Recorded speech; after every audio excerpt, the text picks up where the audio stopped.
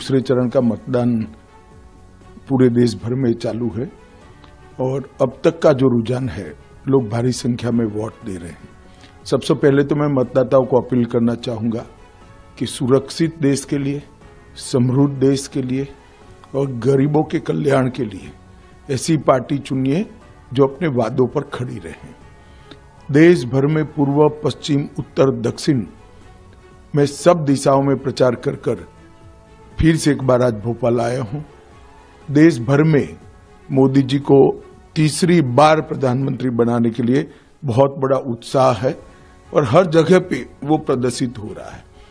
कांग्रेस के घोषणा पत्र आने के बाद भारतीय जनता पार्टी के प्रति लोगों का रुझान और बढ़ा है, क्योंकि कांग्रेस ने अपने घोषणा पत्र में अपीसमेंट की उनकी पुरानी आदत को फिर से एक बार रिपीट किया है।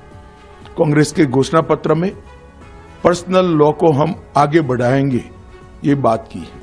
मैं राहुल गांधी जी को पूछना चाहता हूं, पर्सनल लॉ को आप आगे बढ़ाएंगे तो क्या ये देश अब शरिया के आधार पर चलेगा? किस प्रकार का पंथ निरपेक्ष संविधान आप इस देश में चाहते हैं?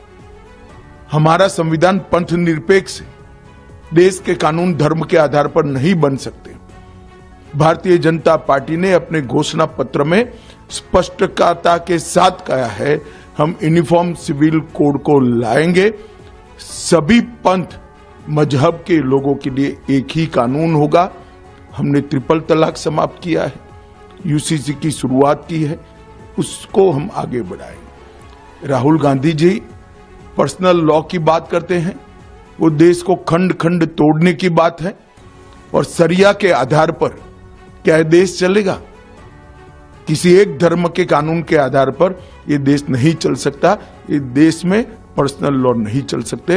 ये भारतीय जनता पार्टी का फर्म बिलीफ है। मोदी जी ने जो गरीब कल्याण के काम किए हैं, उसके कारण गरीबों में मतदान का बहुत उत्साह है। दलित, आदिवासी, पिछड़ा समाज और गांव के गरीब, सभी वर्ग के गरीब बहुत उत्साह के साथ मोदी जी के लिए वोटिंग कर रहे हैं और मुझे पूरा भरोसा है कि हम तीसरी बार देश के प्रधानमंत्री के रूप में 1 तारीख के बाद नरेंद्र मोदी को देखेंगे। ये सब भारतीय जनता पार्टी के कार्यकर्ता और करोड़ों देशवासियों की भावना है।